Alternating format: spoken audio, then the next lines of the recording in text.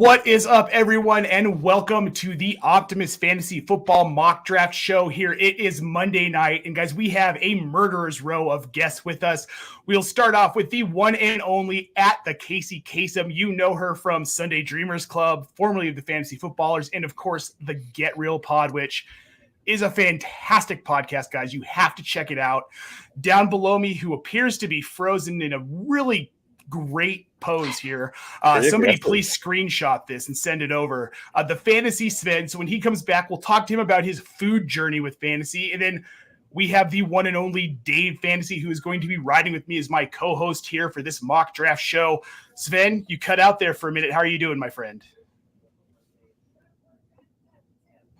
Nope. Apparently, can you hear us?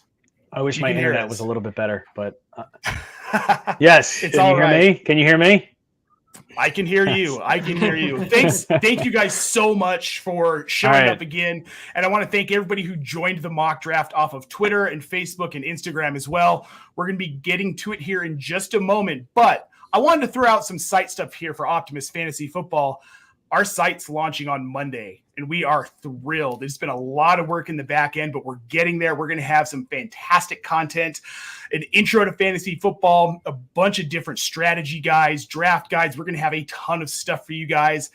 And with that, this week, we are going to be giving away one more Scott Fish Bowl invite ahead of the big tournament. There will be details on all social medias coming up tomorrow about how to win that spot that we will give away next week on our mock draft show, folks. So we are very excited for that. But I think we should get into the mock draft. What do you guys think? Sounds like a plan. Let's go. That's what we're here.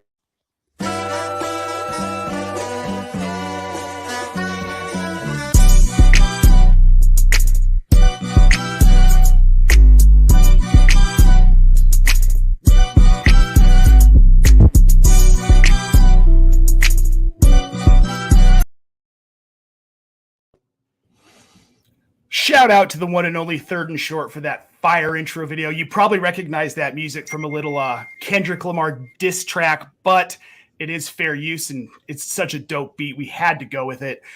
Now, guys, here we are. We are at the Scott Fish Bowl mock draft. Just to kind of remind everyone of the rules that we're playing with here, all right? You have to start one quarterback, one running back, one wide receiver, and one tight end.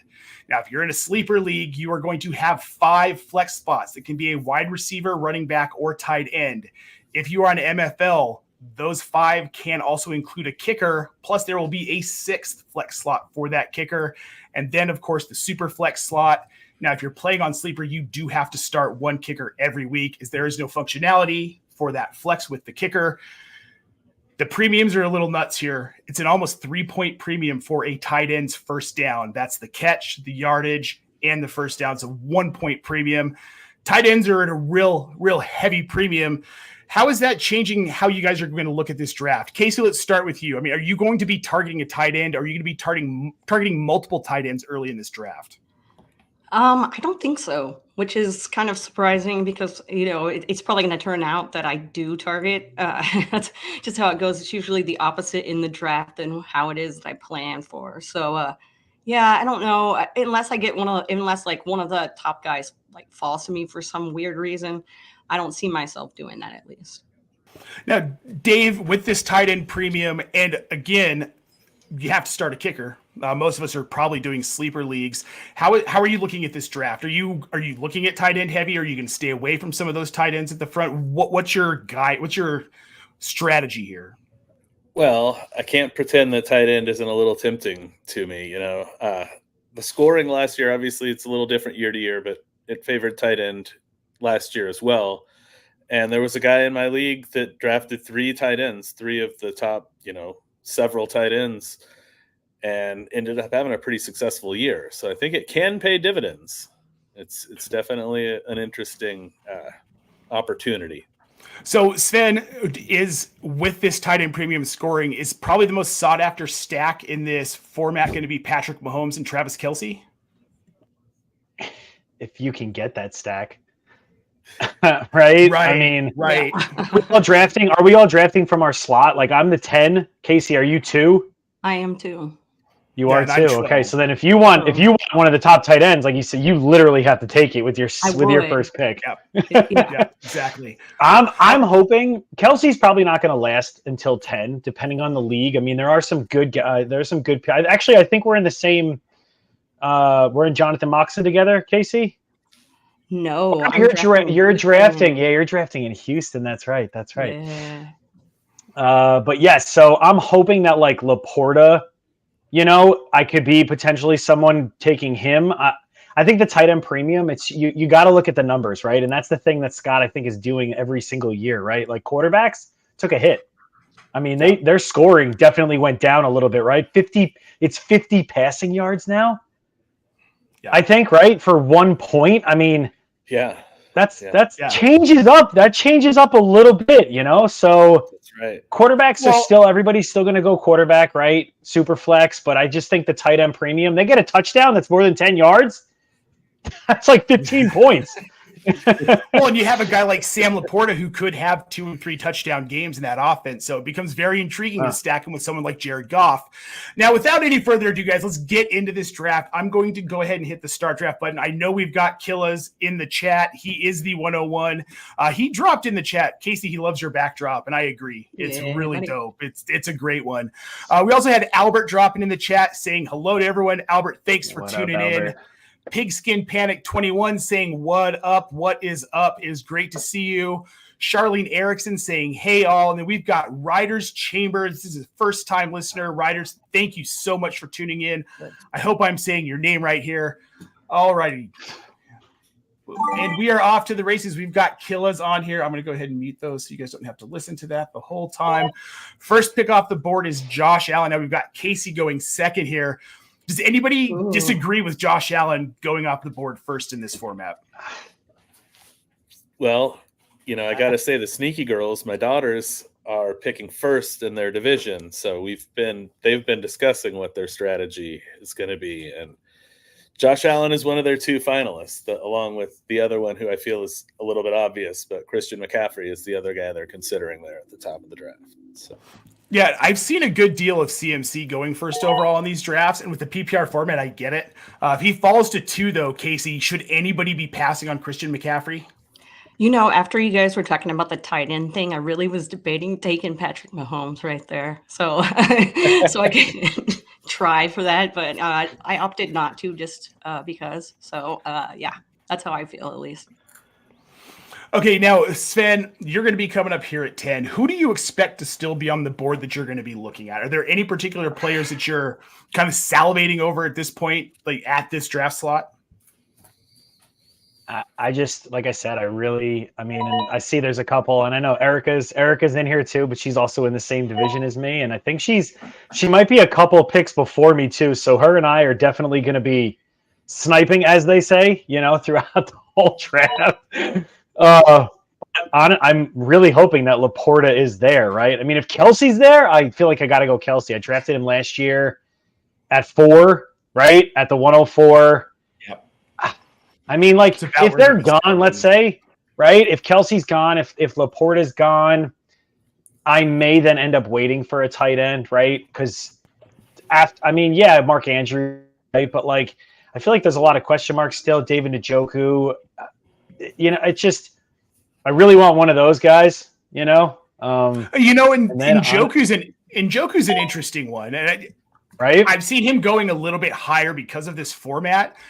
But do we need Deshaun Watson to be healthy and effective for Njoku to really be something that's worthwhile in fantasy? Dave, what do you think about David Njoku? There's obviously a lot of promise with David Njoku. So I'm still I'm more of an up on Njoku guy than a down on Njoku guy. Just my personal stance.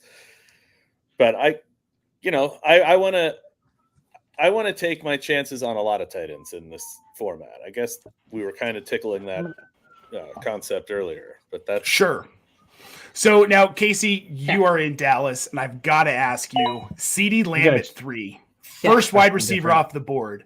There's a lot of hype about what he can do in this offense this season specifically. Is he worth the 3rd overall pick, though?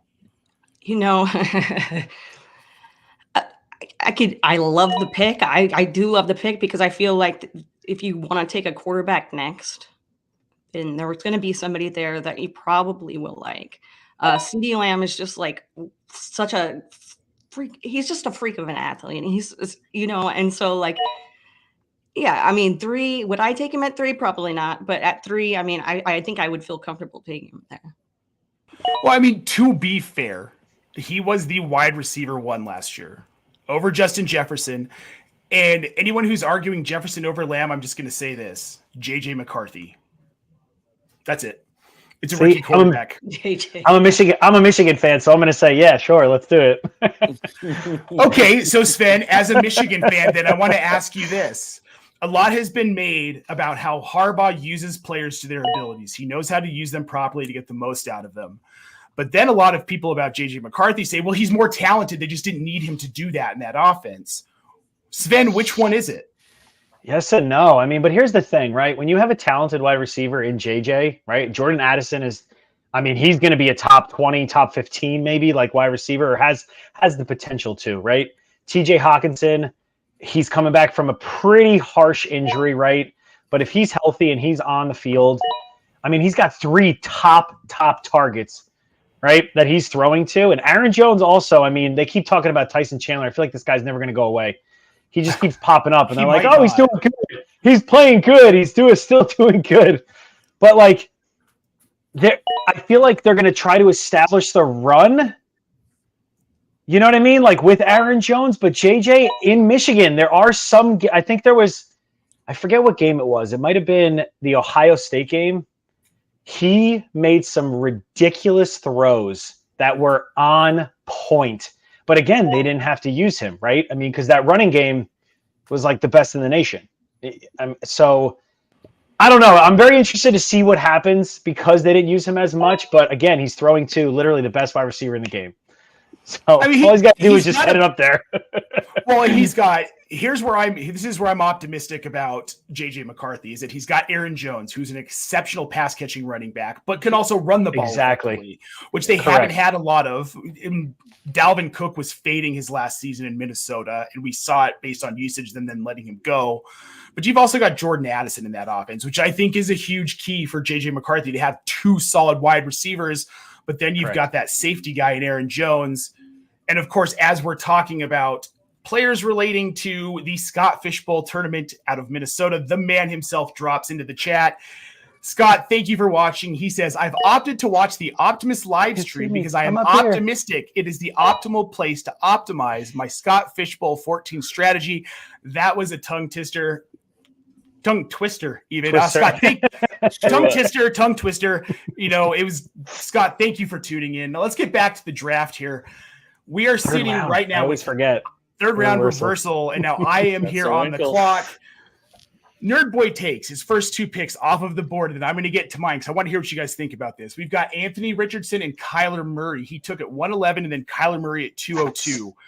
Is this a solid strategy in this format? You've got 2 high rushing upside quarterbacks. Dave, first, what do you think about this move? Well, I think it was Sven that mentioned earlier that, you know, it's 50 yards passing per point in this format, right? So the pass heavy quarterbacks are going to be devalued a little bit. The guys who get a lot of ground with their legs are going to be pushed up a little bit. I do kind of like this strategy, you know, because he's got two of the more mobile quarterbacks in the league, the ability to add those points on the ground. It's not a bad start at all. It's a nice way to start. Okay, so with that, Kacey, are you looking more at some of these mobile quarterbacks, some of these rookie guys like Jaden Daniels, is maybe he a little bit more on your radar because of this format with the de-incentivized passing yards? Yeah, I think so. I think I haven't done too many mocks. I think I've only done like 2. And for the Scott Fishbowl, sorry guys. Yeah, it's more like looking at somebody like that, just, you know, hoping, because like every year I am not great when it comes to drafting quarterbacks in the Scott Fishbowl. I know a lot of people say that, but I mean it from the bottom of my heart. I am bad at it. So that's just how it's been going. But that's basically what I'm looking at, is a Jaden Daniels type. Okay, so now, Dave, I want to ask you this. Yeah. What's Jaden Daniels' ceiling? this season as a rookie in Washington in that offense? It's pretty high, especially when you're talking about the running game. I mean, this guy, when he came to Arizona State before LSU, before the Heisman and everything, that's what everybody was talking about, was the athleticism, the way he could run the ball. And, he did showcase that at LSU, and that was a big part of winning the Heisman Trophy. But I feel like this guy, could be one of the better running quarterbacks in the NFL. Right off the jump. And as a matter of fact, as we're saying that, he just gets drafted right there. Which is a good pick. And I was wondering when we were going to see him come off the board, especially as we start to get into this discussion, right? Sven, with Jaden Daniels, what veteran quarterback would you comp him to right now? Ooh, he did have 1,100 rushing yards. I was just looking at his stats just to see how he actually did, right? Because, I watch LSU. Like my brother-in-law is diehard LSU, everything. Like, he watches LSU softball. If they had a curling team, he'd be watching it, right? I don't know. And like Kacey said, this is my second mock. Right? So I'm not really kind of like looking where, but honestly, someone like a Jared Goff, right? I still love Jared Goff. Kirk Cousins you can get late. Even Stafford. Like, that's what I did last year. That was my strategy last year. I didn't draft a quarterback, I think, until like the 6th or 7th round, and I got Stafford and Carr, picked up Will Levis-Jeans, and I ended up finishing in the top 250. So I was going to ask, I know you made the playoffs. Can't complain. Yeah, I was on my team. There was like, when you get down to that point, right? And all you guys know, it's like DraftKings, right? Like your DFS, you have to have every person hit on your team in order to advance, or you need weeks like Raheem Mostert gave, right? Which I also did draft him last year, so I got lucky with that, that late pick. But I think those late quarterbacks, I think those are good, like Kirk, Stafford. Maybe Kirk might go earlier, but Kirk, I'm not seeing him go early. I would be surprised. I don't think most people have him rated as a QB1 this season. So he's a guy who I think falls out of these first 9-10 rounds, but we'll have to see how it goes. But I really like the Jared Goff. That's a late round quarterback that I have been targeting heavily because he's going later in these drafts. But he was so freaking good last year. What was he, QB8, QB7, QB8, somewhere around in there? It makes no sense. Yeah, I'll check right now. Well, there was this idea that he had just he'd had 1 or 2 good seasons and he'd fallen off. He's actually got a run game. And how good was he when he had Todd Gurley, Dave? We saw him excel. He had 2 MVP caliber seasons. Yeah. So you've put this team around him. There goes Kyle Pitts, Kacey. He was 7. Wow. Last year. There you go. Nice one. Well, yeah, my first snipe of the Scott Fishbowl mock season, because this is only my second Scott Fishbowl mock draft as well. I haven't done content, which I'm really excited to get back to doing content because I just haven't had the opportunity to. Building a website takes a lot of work. If anyone was curious, you just don't sleep for months. It's not easy. No, it's not. But one of the players that I'm getting higher and higher on coming into this season specifically for redraft is Kyle Pitts, because he's got a quarterback. And look at what that quarterback did with a guy like TJ Hawkinson. What more do you want? They're going to feed him.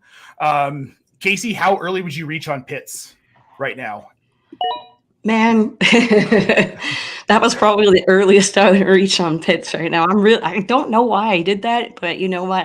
I do know why I did it, because he's bound to have a good season, more than 4 touchdowns. Let's go. God, it's got to. He's got Kirk. He's got Kirk Cousins right to him, and Kirk likes tight ends. He likes his tight ends exactly. Yes. And in the same, we're going to see how good Pitts is. We're going to see how good he is this year.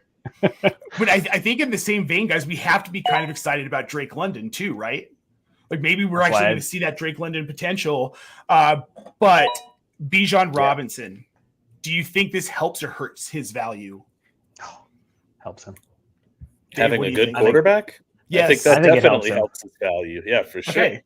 I've seen some people that it's going to open up space in the running game, I think I've seen some people who were afraid to draft him. They're afraid they're going to get bid again because this is Atlanta. But guys, this is Zach Robinson. He was the passing game coordinator for the Rams, right? It's and then not you've got Arthur Raheem Smith. Morris. So, Right. It's not Arthur Smith anymore. This is going to be a much better offense. Goff. Jared Goff, guys, off the board in the 4th round. Herm's just kind of bucking my prediction here. I'm not surprised. You probably did it on purpose, but you know what? I'll take it because I think that's more of it. That I think that's a more reasonable value for Goff is a 4th round quarterback in this format because he can be a top 12 quarterback. I mean, I just don't see why he's going so late. Now, Stephon Diggs. Sven, I'm going to need you to explain this to me because I'm not buying him in Houston. Me neither, but I figured at least I want to see how this team works out, right? One, Mahomes fell to me at 10, which let's be real, that's not going to probably happen. Right? So I figured I had to take him. Breece Hall, love him. It was either him or Bajan. That's who I was going to take, right? And I guarantee you Herms was probably going to take the other one, which he took Robinson right after I took. So, but Diggs, I don't know.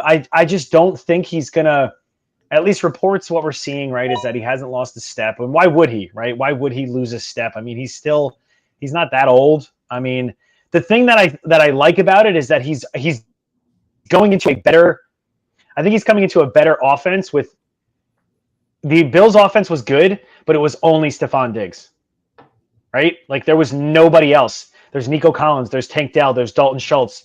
They got Joe Mixon. I mean, there's so many different. I know there's a lot of mouths to feed, but they didn't do what they did to get Stephon Diggs. You know what I mean? To like not use him as much. So I'm seeing 100. And CJ Stroud loves to throw the ball. So yeah, of course. I'm seeing at least 130. Like I would say 120 targets, 130. Right? Is that realistic? I don't know. I don't know that it is. Here's my concern is what we watched happen in Buffalo. This is a good offense. You're not going to get an argument from me. I took CJ Stroud at going wide receiver heavy. But Kacey, are you concerned about him falling off in the second half of the season like he has the last 2 years? Yes. Can I just I mean, I'm definitely concerned. So yeah, I am. I mean, Dave, how do you feel about it? Is this a new offense? Maybe we see a new Stephon Diggs where he doesn't kind of lose some of that step there in week 10, week 11? I think it's definitely within the realm of possibility. Sven's target goal, I think, is probably on the higher end. I mean, he could do it, but that's not where I have him projected. Maybe a few less than that. But what are you going to do? If you believe in your guy, you take your guy. That's one of the big things, especially in a draft like this. Yeah. I just don't believe in him, so that's why I can't draft him. That's fair. Then that's fair. And I don't know, man. It was the attitude stuff the last 2 years towards the end of the season. Him getting mad, he's not getting targeted. I think I've got him around 100 targets because I mean, really, this is Nico Collins and Tank Dell's offense. Poor Dalton Schultz, though. I'm not feeling good about that. But is Dalton Schultz worth a late round flyer, guys? Dave, what do you think?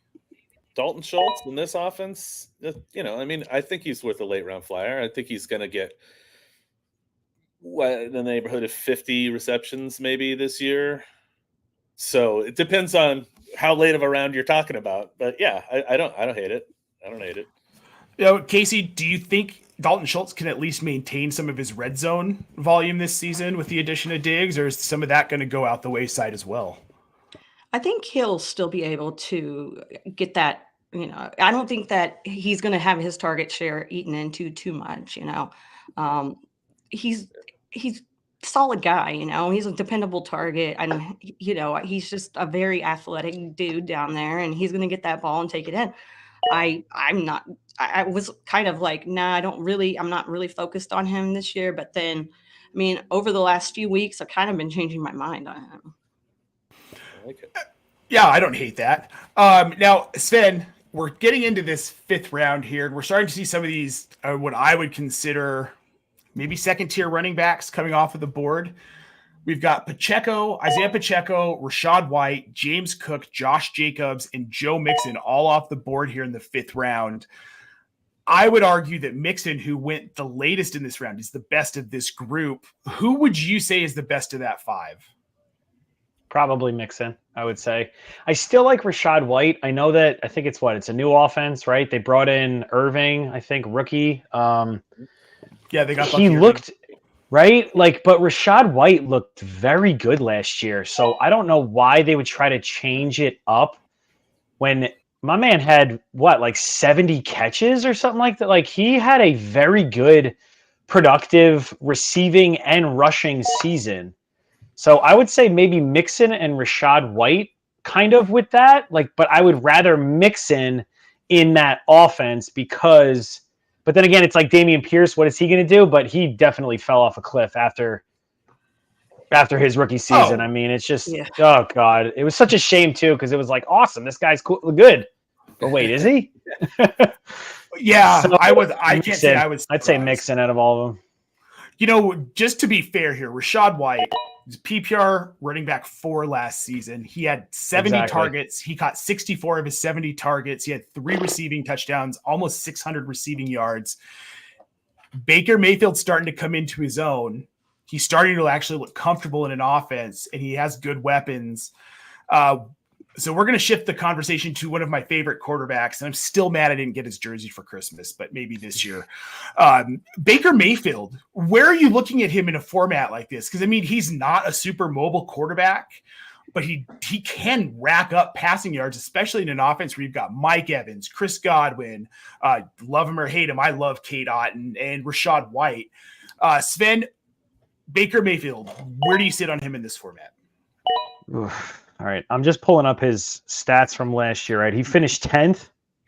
He threw the ball 566 times. Wow. Yeah. That's a lot, right? And if he even remotely gets close to that, like 500, right? He threw for 4,044 yards, 28 touchdowns, 10 picks. That's not terrible. You could do a lot worse.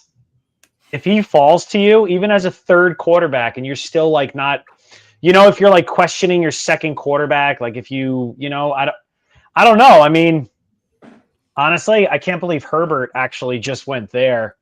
That's actually a little late. I understand that he doesn't have any wide receivers, but I don't know. That's an understatement. I think that's still pretty late, right? Look, I was reading today about how Ladd McConkey is pretty much going to screw Quentin Johnston out of work. And if that's the case, first of all, what a waste of a first round pick on Johnston.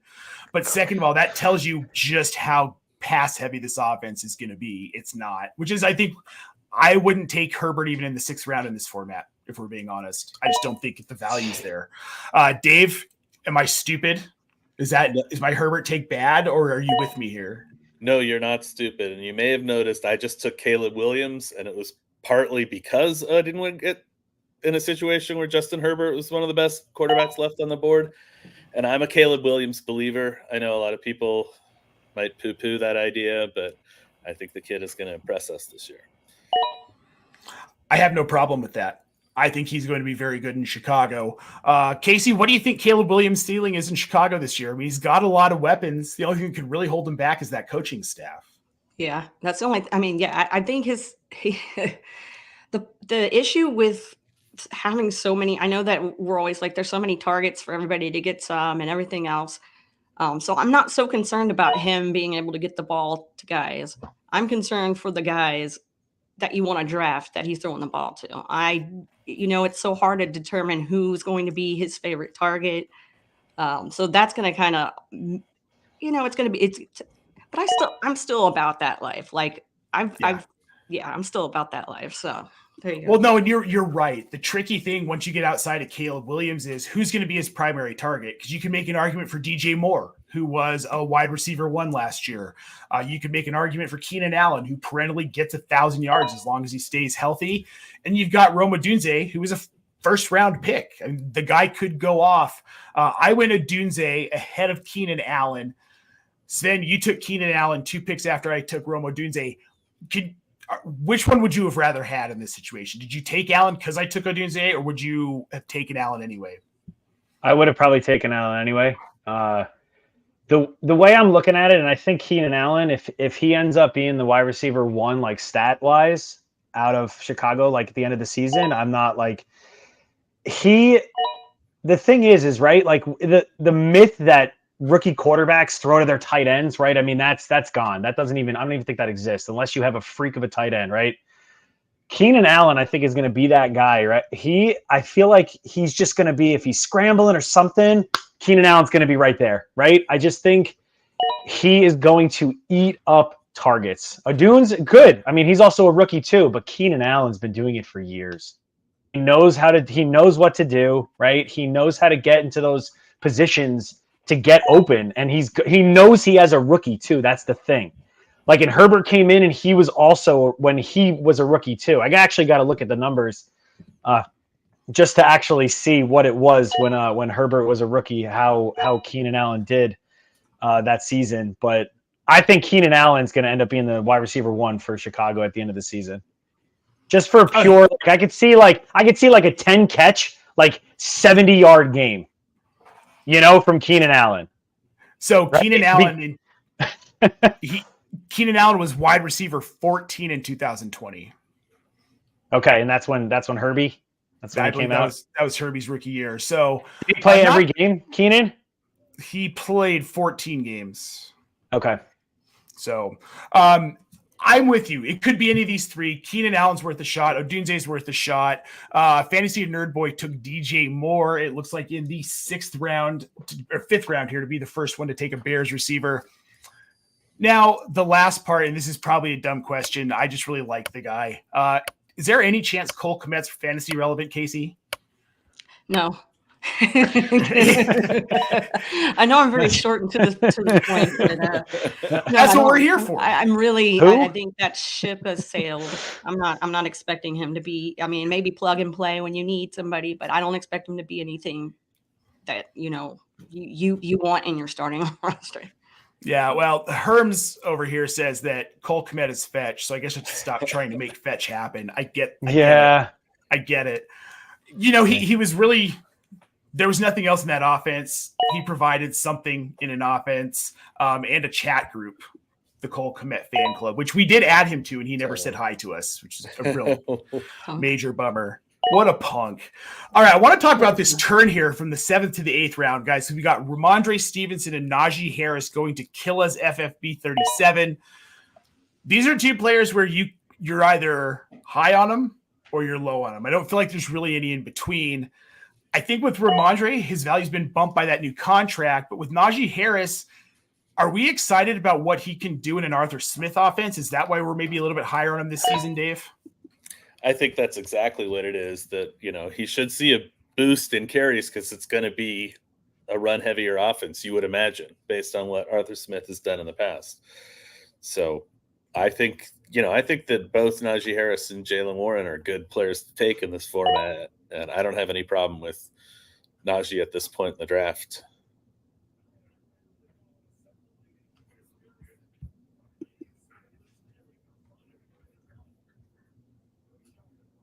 Did he mute himself? Oh. I just lost my sound there for a second. I did mute. No, I muted myself. Okay. I've been so good about it this show. Okay, that's what it was. Yeah. I was like, I think I'm having a stroke or something. I don't know. No, you're good. So, Scott's taking my face, so yeah, he's blocking you up here. Scott Fish, the founder of the Scott Fish Bowl, weighing in here. Ask Casey about Cole Kmet. You get a 1-word answer. Ask Casey to freestyle 3 hours. Casey, we're gonna have to ask you to freestyle one of these days. Let's get on that. I haven't done it in so long. The Expo. Yeah. Oh, for sure. Yeah. That would be dope. Yes, we'll set that up. We're going to do some freestyling at the Expo. It has to happen. And if I'm giving a 1-word answer for a guy, it's probably somebody that I'm avoiding in drafts. So there you go. Yeah, I'm all about the 1-word answers. Now, okay, maybe you can give me a 1-word answer on this one. Calvin Ridley in Tennessee in the 8th round. Yes or no? Yes, but a very hesitant yes. Very hesitant. Like, I think he's worth taking a shot there with, right now it's anybody's guess as to who in that little area that's being drafted right now is actually going to hit for you. Some of those guys, like, yeah. And with McLaurin right there too, I think that's very, very close in value on those two guys. So I see, But still, that's a guy that I kind of would have a one-word answer for, but I decided to add a few more words in there. Very much so. You know, Calvin Ridley's interesting. My concern is that he's now paired with DeAndre Hopkins and Tyler Boyd in an offense that we don't know how much they're going to throw. I mean, new offensive coordinator, new head coach, maybe they're going to be a little bit more liberal with it. But then they also have Tony Pollard and Tyjae Spears. So, Casey, I'm with you. I think for me, it would be a no here at 8-7. I think I'd have to stay away from that. Now, Sven, Raheem Mostert in the 8th round. I'm not saying I hate this. I'm not saying I love it. I want to hear your reasoning behind taking who could be the number 3 back in Miami in the 8th round. Is he going to be the number 3? Well, I don't know, right? I mean, we don't know. I don't. Honestly, I took him. It was either him or Jonathan Brooks I was going to take. The running backs right now they look pretty gross, right? To say the least. I mean, what we're looking at still on the board, we've got Tony Pollard, Nick Chubb, Javonte Williams, Austin Eckler, Jonathan Brooks, Jaylen Warren previously mentioned, and that's a name I want to bring up here. With Jaylen Warren, if you're high on Najee, can you still be fairly high on Jaylen Warren in fantasy, Dave? Yeah, I think so. I mean, he just went as we're talking about this, but I think that, there's room for both of them, especially if he's going to run the ball anywhere like he's done in the last 2 stops he's had in Atlanta and Tennessee. Those are two of the more run-heavy offenses during his tenure. I think that they're definitely going to run the ball. Jaylen Warren adds another facet in his ability in the receiving game. Sure. So then here would be my other question then, and Casey, I'll throw this one to you. If you're high on Jaylen Warren and Najee Harris, and you feel like this is going to be a mostly run-heavy offense, which with Arthur Smith it probably will be, does that mean you kind of have to be out on George Pickens at value right now? I think I'd be out on the. I'd actually be opposite. I'd be in on George Pickens and out on the running backs, but but I think that you can still be relatively in on all of those guys and be okay. Like, they're not. There's certain offenses where that there's tons of targets to go around. This is one of those offenses where we kind of have to wait and see what happens. But I mean, you can be high on all 3 of them at the same time, I think. Now, I'm with you. Does that mean that you can also be high on Russell Wilson at value right now? Jeez, and that in their lie. The problem is huge. The problem right there is huge because is he going to burn you? Is it going to come back to bite you? But you're expecting these guys to progress and do well this season, so they have to have a quarterback throwing them the ball that can do that. I guess you kind of have to be in on Russell Wilson, but lucky for you, you can get him later. So you don't have to be too concerned about where you're taking him. Well, yeah, there's definitely a little bit less risk associated to taking Russell Wilson right now in drafts.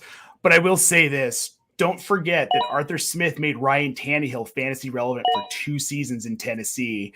I think if he can do that, I think anything is possible, right? So I'm not out on Russell Wilson. I'm in right now at cost. If his value rises, I'm probably going to stay away because he could be really good, but he could also be QB 35 and lose his job to Justin Fields halfway through the season. Right. So it's hard to tell.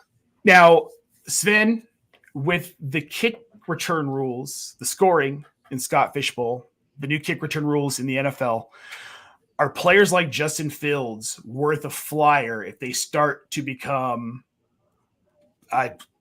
point scorers with kick returns? If we start to see Justin Fields returning kicks for the Steelers, is he worth a late round flyer in this format if he doesn't come off the board before let's say 13th or 14th or 15th round?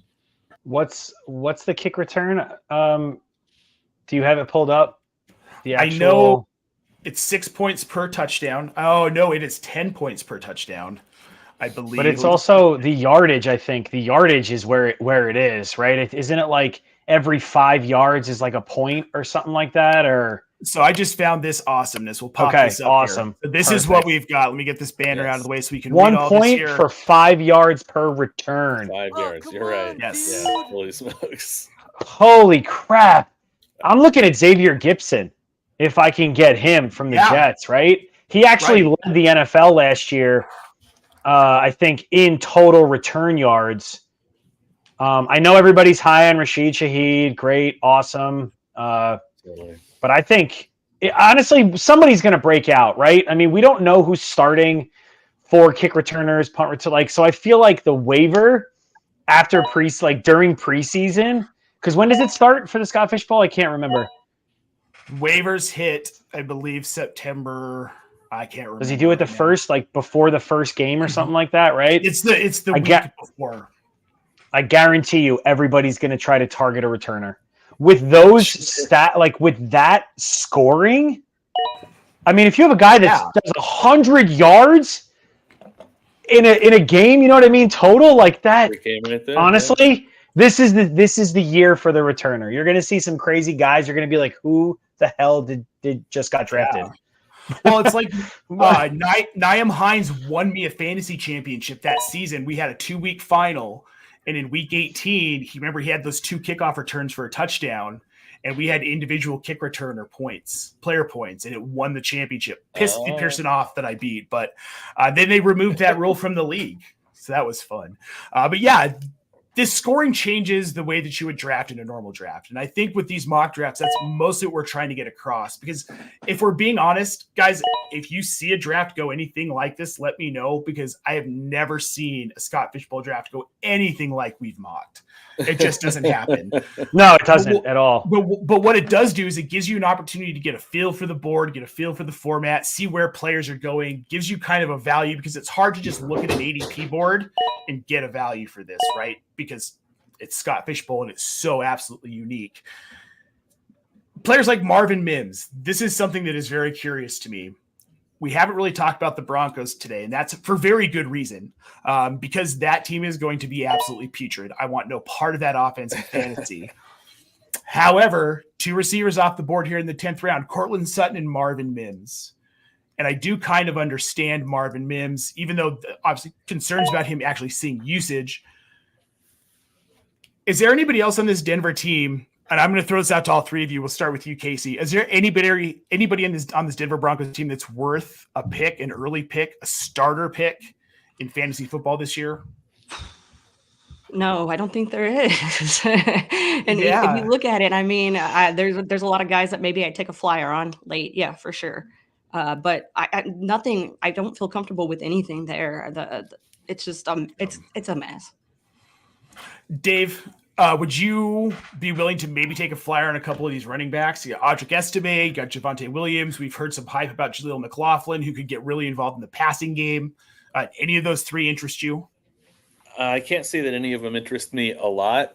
McLaughlin, because of his potential involvement in the passing game, is the one that interests me the most. But I can see the appeal of a wide receiver like Marvin Mims in this scoring format, especially. We were just talking about the return yards, and he could be out there, racking up a few return yards and adding some serious value. Sure. And that's where Marvin Mims plays in, I think, is the return yardage. And if he starts to see more work in the slot, which is possible with Jerry Jeudy gone, who knows? I don't know that Troy Franklin's going to be ready to occupy that spot immediately. So maybe Mims will get lucky and see some more work. Sven, Bo Nix, any interest as a late round flyer at quarterback? Say the guy catches lightning at the end of the season and maybe can help you through the playoffs. I mean, the guy played college football for like 15 seasons. He's got a lot of experience throwing the ball, right? I don't know. I don't know, man. That team is a dumpster fire right now. It's just, in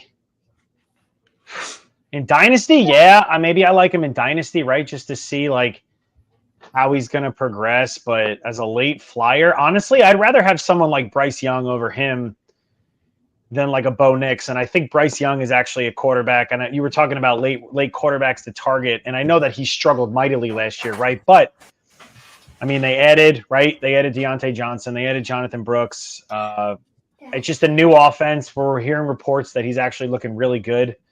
So give me Bryce Young actually over Bo Nix. I mean, Denver, honestly, Like Kacey said, I'm completely avoiding. Yeah, I mean, Audric Estime is a guy I kind of look at, and he might start Hey, sniping Jackson. some red zone work. Who knows? I could see maybe Javonte Williams catching fire here during the season, but I just don't have a lot of faith in that knee, and I don't think Sean Payton does either. So it's really hard to be excited about the Broncos. Kacey, I'm going to ask you about your Cowboys again, and then Sven, I want to get your opinion on this as well.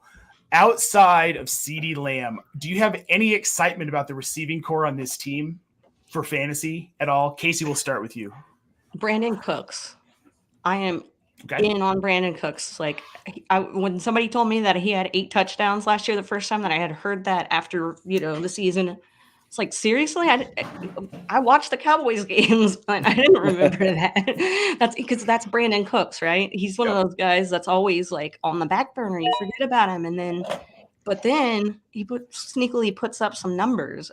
He's wide receiver 2 on the team, and I'm about it, especially where you can get him in drafts. Like it's been nice. Well, he was wide receiver 38 last season, but like you said, 8 touchdowns, and that makes a player fantasy relevant enough to me. He's 30 years old. I think he is a big part of this Dallas offense. You look at their depth chart. I mean, who's really Jalen Tolbert's their wide receiver 3. And then they've got Herm's boy, rookie Ryan Flournoy, who's going to be splitting some of that wide receiver 3 work with Tolbert. So it really is Lamb and Cooks, especially no Tony Pollard. So that element is gone out of the offense as a receiving back. No running backs. No, well, they brought Zeke back. What are you talking about? Oh, and Royce Freeman too. Sorry. We got Royce Freeman. Oh, my boy Royce. Yeah, that's right. Okay, so Freeman. Sven, to you, outside really of CeeDee Lamb, Dak Prescott, maybe Jake Ferguson. That's the answer right there. And Brandon Jake Ferguson. That's the answer. He was tight end 10 last year. They're gonna throw, right? Because here's the thing: the fact that they have 4 running backs right now that could all do the exact same thing, right? Like we don't know. Zeke is old, but he's also been on the team before. He knows the offense. You know what I mean? So he's stepping back into familiarity for basically his entire career. Dowdle, he's still young. Deuce Vaughn, he's 5 feet tall. Maybe they'll get him more involved. And then Royce Freeman, good God, I can't. Royce Freeman can't. All right, just stop it. It's ridiculous that he's even on the team. Oh, we're going all in. I hate it. God, it's so frustrating being a Cowboys fan. Yeah, we're going all in. We're going all in with Royce Freeman. That definitely sounds about Jerry. That's so Jerry Jones. We'll just past Brandon Cooks. I could see Cooks having a better year than last year, actually. I think he will. I see him slotting in somewhere as a back-end wide receiver 2. I mean, I think he can get up to wide receiver 22, 23, 24 in that offense. A lot will have to go right. That's probably his ceiling, but I don't know. We got a comment, though, in the chat. This is a funny one. And then now that the draft is wrapped up, we'll work on getting everybody out of here. But he says, hopefully the Cowboys bring back Ronald Jones. McKinney, Texas's own. McKinney, Texas's own. Hometown boy, baby. Let's go. Super Bowl champion. Herms is a well-known Rojo stan. He has been since his rookie year. For a very long time, we were not allowed to besmirch the name of Ronald Jones. So I won't do that on this show. I need him to help us out with stuff. But here we are, guys. This is the final draft. We are going to make sure to post this on Twitter so y'all can take a look at it later. Tell us who did good, who did bad, who did okay. Thank you all for tuning in, guys. This has been a fantastic show. I want to thank Kacey and Sven and Dave for coming out and doing this draft with us. We will be back on Wednesday night with a best ball draft. It'll be myself and Eric Romoff, and then we are here Thursday with the Dynasty Show at 8 p.m. Eastern. Make sure you're following us on socials at Optimus Fantasy. We will be announcing the details of the Scott Fishbowl invite contest coming up. And please make sure to follow our guests. All of their information is in the show description here on YouTube or whatever wonderful platform you're watching on. But I will remind you very quickly, Kacey Kasem at the Kacey Kasem. Make sure to check out the Get Real Pod. She's writing all over the place. Dave Fantasy at Dave Fantasy on Twitter. You're going to be seeing a lot more of him around here on Optimus. And Sven at Fantasy Sven. Sven cooks. on Instagram, hashtag cooking with Sven. Around the table, Kacey, what was your favorite pick in this draft before we get out of here? Ooh, I already forget who I drafted. It happened so quick. That would probably be, Joe Mixon. I like the pick. He's the second running back I chose. 5'11". I think that's a good spot for him with what was around that area and where I could take him. So yeah, I like that pick. Yep. All right, Dave, what was your favorite pick of this draft? I got Sneaky Rowan here wants to wave hi to everybody. Hello, Rowan. Well, I like my start because when everybody else is going and trying to get their quarterbacks, I ended up with two absolute studs at wide receiver when I get Tyreek Hill and A.J. Brown to start off. And then I ended it up with my guy, Khalil Shakir, there at the end, who's going to get you those return points too. So he's actually a pretty sneaky good player. All right, Sven, why don't you round us out with your favorite pick of this Scott Fishbowl 14 mock draft? Probably Michael Pittman in the 5th. Because if you look at his numbers, he was peppered by Anthony Richardson for the first 3 games before he got hurt. He averaged, I think it was 11, 12, and 11 targets. So I think Michael Pittman is actually going to be one of those sneaky guys that could sneak into probably, I think, top 8. I'm even going as far as top 5 if Richardson is healthy. I love it. I love it. All right, everyone. Well, thank you so much again for tuning in. It was great to have you all. We'll be back next week with the mock draft show, and I'll see you Wednesday for Optimus Best Ball.